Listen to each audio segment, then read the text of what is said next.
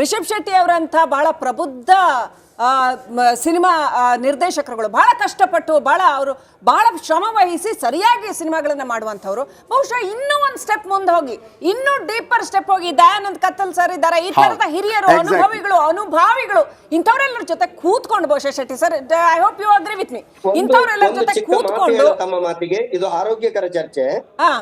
ದೈವಗಳ ಕಥೆಗಳನ್ನ ಜಗತ್ತಿಗೆ ತಿಳಿಸಬೇಕು ಅನ್ನುವಂಥದ್ದು ಧರ್ಮಸ್ಥಳದಲ್ಲಿ ಚರ್ಚೆಯಾಗಿ ಅದನ್ನು ಈಗ ಸಿನಿಮಾ ಮಾಧ್ಯಮ, ಆವಾಗ ಯಕ್ಷಗಾನ ಮಾಧ್ಯಮ ಬಂದಾಗ ಅವರು ಯಾವ ರೀತಿ ಮಾಡಿದ್ರು ದಯವಿಟ್ಟು ವಿನಮ್ರವಾಗಿ ನಾನು ಸ್ವರ ಏರಿಸಿ ಮಾತಾಡಿದಕ್ಕೆ ಕ್ಷಮೆ ಇರ್ಲಿ ಚೇತನನ್ನ. ಹೇಳ್ತೇನೆ, ನಾನು ಏನೋ ನೋವಾಯ್ತು ಹೇಳಿದ್ದೇನೆ. ಇದು ಅವರು ಏನು ಮಾಡಿದ್ರು ಅಂತ ಹೇಳಿದ್ರೆ ಯಕ್ಷಗಾನ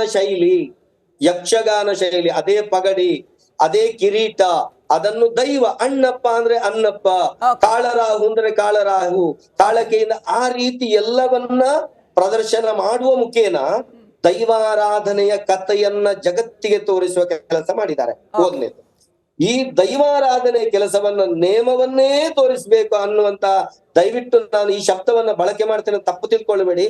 ಈ ಮೊಂಡು ಹಠವನ್ನ ಬಿಟ್ಟು ಚಲನಚಿತ್ರದಲ್ಲಿ ದೈವಾರಾಧನೆಯ ಕಾರಣಿಕವನ್ನ ತೋರಿಸುವಂತಹ, ದೈವಾರಾಧನೆ ಕ್ಷೇತ್ರ ಪುರಾಣವನ್ನ ತೋರಿಸುವಂತಹ ಕಥೆಗಳನ್ನ ಮಾಡಿ, ಖಂಡಿತವಾಗಿ ನಾನು ನಂಬಿರುವಂತಹ ಕಿನ್ನಿಮಜಲಿನ ಆ ಬ್ರಹ್ಮರುಳ್ಳಾಕ್ರಿ ಮತ್ತು ಪಂಜುರ್ಲಿ ದೈವದ ಅನುಗ್ರಹ ನಿಮಗಿರ್ತದೆ. ಯಾವುದೇ ಕಾರಣಕ್ಕೂ ಈ ಮಣ್ಣು ಅನ್ನುವಂಥದ್ದು ಬಹಳ ಪಾವಿತ್ರವಾಗಿರುವಂತದ್ದು. ಅದನ್ನು ನಮ್ಗೆ ನೋವಾಗುದು ಯಾಕಂತ ಹೇಳಿದ್ರೆ, ನಾನು ಇದನ್ನು ಹೇಳಬಾರ್ದು, ನನ್ಗೆ ಕೊಲೆ ಬೆದರಿಕೆ ಬಂದಿದೆ. ನನ್ಗೆ ಪ್ರಭಾವಿ ಒಂದು ಸ್ವಾಮಿಗಳು ನನ್ನನ್ನು ಕರೆಸಿ ಮಾತನಾಡಿದ್ದಾರೆ, ನೀವು ನಿಮ್ಮನ್ನ ಮುಗಿಸುವ ತಂತ್ರ ಮಾಡ್ತಾ ಇದ್ದಾರೆ, ನೀವಿದನ್ನು ವಿರೋಧಿಸುವುದಕ್ಕೆ ನೀವು ಕಾರಣರಾಗಿದ್ದೀರಿ. ನಾನು ಇದನ್ನು ಮಾಧ್ಯಮಗಳಿಗೆ ಹೇಳ್ತೇನೆ. ನಾನು ಹೇಳಿದ್ರೆ ಅವ ಕೊಚ್ಚಿಕೊಳ್ತಾನಂತ ಆಗ್ಬೋದು. ಇದು ನಾನು ನನ್ನ ಪಂಜುರ್ಲಿ ಸಾಕ್ಷಿಯಾಗಿ ಈ ಮಾಧ್ಯಮದ ಮುಖಾಂತರ ಹೇಳುವಂತದ್ದು ಕೇವಲ ಕರಾವಳಿ ತುಳುನಾಡು ಮಾತ್ರವಲ್ಲ, ಕೇವಲ ಕರ್ನಾಟಕ ಮಾತ್ರವಲ್ಲ, ಪ್ರತಿಯೊಬ್ಬ ಭಾರತೀಯ ಕೂಡ ನಿಮ್ಮ ಜೊತೆ ಇರ್ತಾರೆ. ಆ ಸಂದರ್ಭದಲ್ಲಿ ನಿಮ್ಮ ಜೊತೆ ಇರ್ತಾರೆ. ಆಮೇಲೆ ನೀವು ನಾನು ನಿಮ್ಮನ್ನು ವೇದಿಕೆಯಲ್ಲೂ ಕೂಡ ಒಮ್ಮೆ ಮಾತನಾಡುವಾಗ ಹೇಳಿದ್ದೆ, ಯಾವ ರೀತಿ ಬೆಳಕು ಚೆಲ್ತಾ ಇದ್ದೀರಿ ಅಂತಂದ್ರೆ ಎಲ್ಲವೂ ಮರೆತು ಹೋಗುವಂಥ ಸಂದರ್ಭಗಳಿದೆ. ಯಾಕಂದರೆ ಈಗಿನ ಜನ್ರೇಷನ್ ಹೇಗಾಗಿದೆ ಅಂತಂದರೆ, ಹಳೇ ಕಾಲದವರು ಏನಾದರೂ ಹೇಳಿದಾಗ ಅದನ್ನು ಕೇಳೋ ಪರಿಸ್ಥಿತಿಯಲ್ಲಿ ಇರೋದಿಲ್ಲ. ಈಗಿನ ಯುವ ಜನರಿಗೂ ಕೂಡ ಅರ್ಥವಾಗುವ ಹಾಗೆ ಬಹಳ ಅದ್ಭುತವಾಗಿ ಹೇಳ್ತಾ ಇದ್ದೀರಿ. ನಿಮ್ಮ ಈ ಅನುಭವ ಇದೆಯಲ್ಲ, ಖಂಡಿತವಾಗ್ಲೂ ಬೇಕು. ಶ್ರೀಲಕ್ಷ್ಮಿ ಒಂದು ಮಾತನ್ನು ಹೇಳಿದರು, ರಿಷಬ್ ಶೆಟ್ಟಿ ಯಾರು, ನಮ್ಮವರೇ, ಅದೇ ಮಣ್ಣಿನವರು. ಒಂದು ವೇಳೆ ನಮ್ಮಲ್ಲಿ ಏನೋ ಬದಲಾವಣೆಗಳಾಗಬೇಕು. ನೀವು ಒಂದು ಹೇಳಿದ್ರಿ, ಧರ್ಮಸ್ಥಳದಲ್ಲಿ ಈಗ ನಾವು ಯಕ್ಷಗಾನದಲ್ಲಿ ಜುಮಾದಿ ಇದೆಲ್ಲ ನೋಡ್ತಾ ಇದ್ದೀವಿ ಯಕ್ಷಗಾನದಲ್ಲಿ. ಬಟ್ ಯಕ್ಷಗಾನದಲ್ಲಿ ಆ ದೈವದ ವೇಷಗಳು ಹಾಕೋದಿಲ್ಲ. ಯಕ್ಷಗಾನದ ವೇಷ ಏನಿದೆ ಅದರಲ್ಲೇ ಬರುವುದು. ಜುಮಾದಿ ಬರ್ತದೆ, ಬಂದು ಒಂದು ದೀಟಿಗೆಲ್ಲ ಮಾಡ್ತಾರೆ, ಹೋಗ್ತದೆ. ಆದರೆ ಅದನ್ನ ತಲುಪಿಸುವಂತ ವಿಚಾರದಲ್ಲಿ ಯಾವತ್ತು ನಾವು ಹಿಂದೆ ಕೂಡ ಬೀಳಬಾರ್ದು. ಅಲ್ಲ, ಅದು ಮಾತ್ರ ಅಲ್ಲ, ನನಗೆ ಮತ್ತೊಂದು ಆಶ್ಚರ್ಯ ಏನು ಕಾಣ್ತಾ ಇದೆ ಅಂದರೆ, ಕತಲ್ ಸರ್ ಅವರೇ ನಿಮಗೆಲ್ಲ ಕೇಳಿ, ಯಾಕೆ ನೀವು ಬರೀ ರಿಷಬ್ ಶೆಟ್ಟಿ ಕಾಂತಾರ ಇರದ ಹೋಗ್ತಾ ಇದ್ದೀರಿ? ಶಿವದತ್ತ ಗುಳಿಗೆದ ಕಥೆಯನ್ನು ಯಾಕೆ ಚರ್ಚೆ ಆಗ್ತಾ ಇಲ್ಲ? ಅದು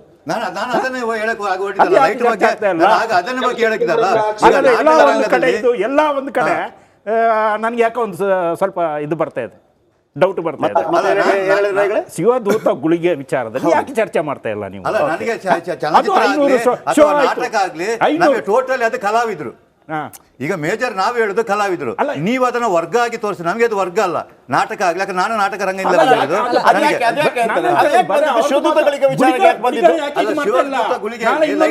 ಸ್ಟಾರ್ಟಿಂಗ್ ಅಲ್ಲಿ ನಾವು ಅದೇ ವಿಷಯ ಅಂತ ಇದ್ವಿ.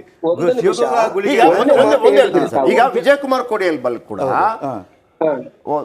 ಏನು ಗುಳಿಗನನ್ನ ಏನು ಅಪಹಾಸ್ಯ ಮಾಡ್ಬೇಕು ಅಂತ ಖಂಡಿತ ಮಾಡಲಿಕ್ಕೆ ಸಾಧ್ಯನೇ ಇಲ್ಲ, ಮಾಡಲಿಲ್ಲ. ಅಪಹಾಸ್ಯ ಮಾಡ್ತಾ ಇಲ್ಲ. ಯಾಕೆ ಚರ್ಚೆ ಮಾಡ್ತಾ ಇಲ್ಲ? ಬರೀ ರಿಷಬ್ ಶೆಟ್ಟಿ ಇದ್ದು ಆ ಒಂದು ಇದರಲ್ಲಿ ಮಾತ್ರ ಯಾಕೆ ಮಾಡ್ತಾ ಇದ್ರಿ? ಗುಳಿಗನ ಶಿವದತ್ತ ಗುಳಿಗನ ಬಗ್ಗೆ ಯಾಕೆ ಚರ್ಚೆ ಮಾಡ್ತಾ ಇಲ್ಲ?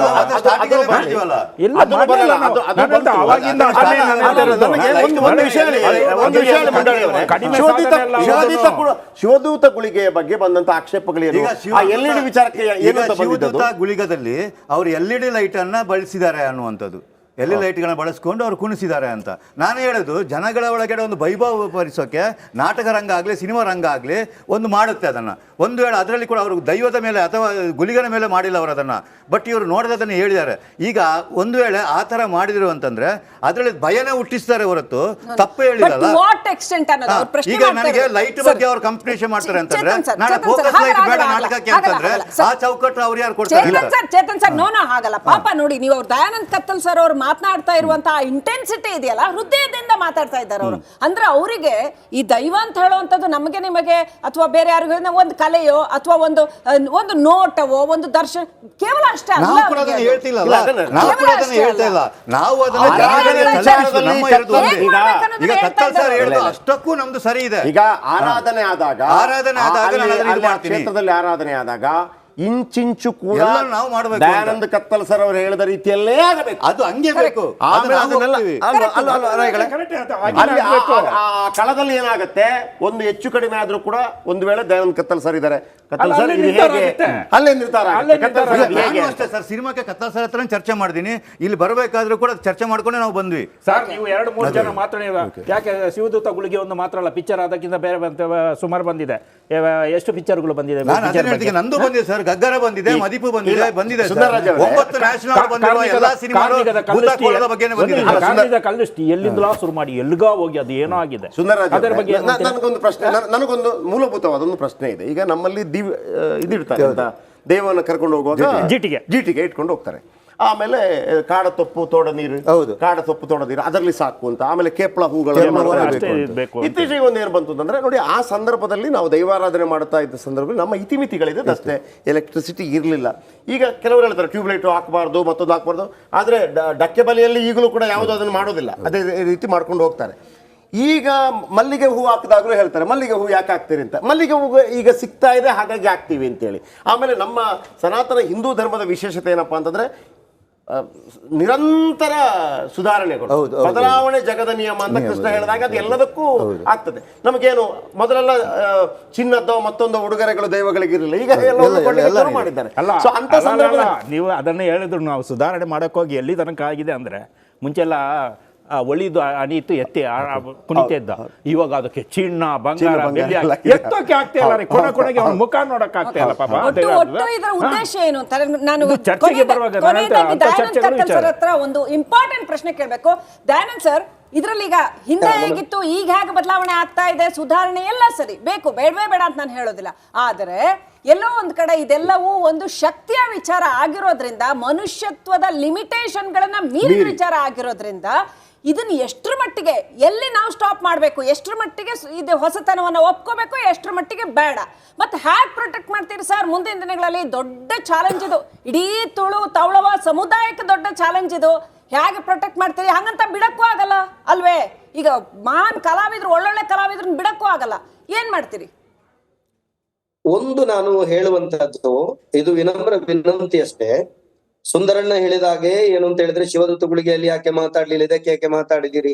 ಸತ್ಯ ಹೇಳುವುದಂತಿದ್ರೆ ನಮ್ಮ ವಿಜಯಕುಮಾರ್ ಕೊಡಿಯಲ್ ಬೈಲ್ ನನ್ನ ಹತ್ರ ಕೂಡ ಬಹಳ ಚರ್ಚೆ ಮಾಡಿದ್ದಾರೆ. ಚೇತನ್ ಮುಂಡಾಡಿ ಅವರು ಮಾಡುವಾಗ ನನ್ನ ಹತ್ರ ರಾತ್ರಿ 12 ಗಂಟೆಗೆ ಮಾತಾಡಿದ್ರೆ ಬೆಳಿಗ್ಗೆ 3:30 ಗಂಟೆ ತನಕ ನನ್ನ ಹತ್ರ ಮಾತಾಡಿದ್ದಾರೆ. ಅವರಿಗೆ ನಾನು ಸರಿಯಾದ ಮಾರ್ಗದರ್ಶನ ಕೊಟ್ಟಿದ್ದೆ. ರಿಷಬ್ ಶೆಟ್ಟಿ ಅವರು ಕೂಡ ನನ್ನ ಏರ್ಪೋರ್ಟ್ ಅಲ್ಲಿ ಸಿಗುವಾಗ ಪಾಪ ಬಂದು ಬಹಳ ಗೌರವದಿಂದ ವಿನಮ್ರದಿಂದ ಮಾತಾಡ್ತಾ ಇದ್ರು ನನ್ನ ಹತ್ರ. ಈ ವಿಷಯದಲ್ಲಿ ಕೇಳ್ತಾ ಇದ್ರೆ ನಾನು ಹೇಳ್ತಾ ಇದ್ನೋ ಏನೋ, ಇದರ ಬಗ್ಗೆ ನನ್ನ ಹತ್ರ ಕೇಳಲಿಲ್ಲ, ಬೇರೆಯವರು ತಿಳ್ಕೊಂಡಿದ್ದಾರೆ, ಆ ಪ್ರಶ್ನೆ ಇಲ್ಲ. ಆದ್ರೆ ನಾನು ಹೇಳುವಂತದ್ದು, ಇದರಲ್ಲಿ ಯಾವುದನ್ನು ಪ್ರದರ್ಶಿಸ್ಬೇಕು, ಯಾವುದನ್ನ ಪ್ರದರ್ಶಿಸಬಾರದು. ದೈವಾರಾಧನೆ ಅನ್ನುವಂಥದ್ದು ಜನಪದೀಯತೆ ಅಡಕವಾದಂತ ದೈವಿಕ ಕಲೆ. ಇದರ ಜನಪದವನ್ನ ಜನರಿಗೆ ಪ್ರದರ್ಶಿಸಬೇಕು. ಹೇಗಂತ ಹೇಳಿದ್ರೆ, ಈ ಪ್ರಾರ್ಥನಾ ಸಾಹಿತ್ಯಗಳು ಅನ್ನುವಂಥದ್ದು ಕೇವಲ ಈ ವರ್ಗಕ್ಕೆ ಸೀಮಿತ ಅಲ್ಲ. ಈಗ ಗಿಟಗೆರೆ ರಾಮಕ್ಕ ಮುಗಿಯರ್ತಿ ಆಗಿರ್ಬೋದು, ಕರ್ಗಿ ಶೆಡ್ತಿ ಆಗಿರ್ಬೋದು, ರಾಜ್ಯೋತ್ಸವ ಪ್ರಶಸ್ತಿ ಪಡೆದಂತಹ ಎಲ್ಲ ತುಂಬಾ ಮಂದಿ ಇದ್ದಾರೆ. ನೀಲಮ್ಮ ಪೂಜಾರ್ತಿ ಆಗಿರ್ಬೋದು, ಎಲ್ರೂ ಪ್ರಾರ್ಥನವನ್ನ ಅಭ್ಯಸಿಸುವಂತ ಹಕ್ಕು ತುಳುನಾಡಿನ ಎಲ್ರಿಗೂ ಇದೆ. ಇದು ವಿಸ್ತಾರ ಆಗ್ಬೇಕು. ಯಾಕಂತ ಹೇಳಿದ್ರೆ Okay. ಒಂದು ಕಾಲದಲ್ಲಿ ನಮ್ಮಲ್ಲಿಗೆ ಬಂದಾಗ ಎಲ್ರಿಗೂ ಇದನ್ನು ಬಿಟ್ಟು ಕೊಡುವಂತ ವ್ಯವಸ್ಥೆ ನಮ್ಮ ಹಿರಿಯರೇ ಮಾಡಿಬಿಟ್ಟಿದ್ದಾರೆ. Wonderful, ಪ್ರಾರ್ಥನವನ್ನ ತಿಳಿಸುವ ಮುಖೇನಾಗ್ಬೇಕು. ಕತ್ತಲ್ ಸರ್ ಸಾಕಷ್ಟು ವಿವರವಾಗಿ ಹೇಳಿದ್ದೀರಾ. Sorry I am really sorry to interrupt. ನಮ್ಮ ಸಮಯ ಮುಗಿತಾ ಇದೆ ಅನ್ನುವ ಏಕೈಕ ಲಿಮಿಟೇಷನ್ ಆದ್ರೆ ಪ್ರತಿಯೊಬ್ಬರಿಗೂ ಒಂದು ವಿಚಾರ ಹೇಳಲಿಕ್ಕೆ ಇಷ್ಟಪಡ್ತೀನಿ. ದೈವದ ಯಾವುದೇ ಕೆಲಸಗಳನ್ನು ಮಾಡುವಾಗಲೂ ಕೂಡ ಭಯಭಕ್ತಿಯಿಂದಲೇ ಮಾಡೋದು.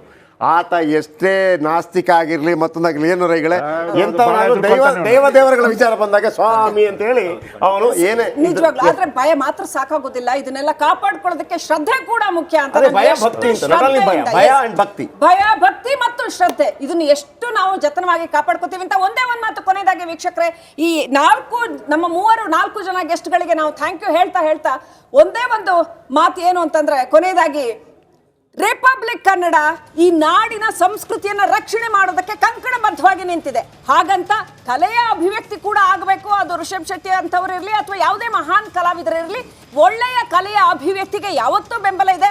ಆದರೆ ನಾಡಿನ ಸಂಸ್ಕೃತಿಯ ರಕ್ಷಣೆ, ಪರಂಪರೆಯ ರಕ್ಷಣೆ, ಸಮುದಾಯದ ರಕ್ಷಣೆ ಅತ್ಯಂತ ಮುಖ್ಯ ಆಗಬೇಕು.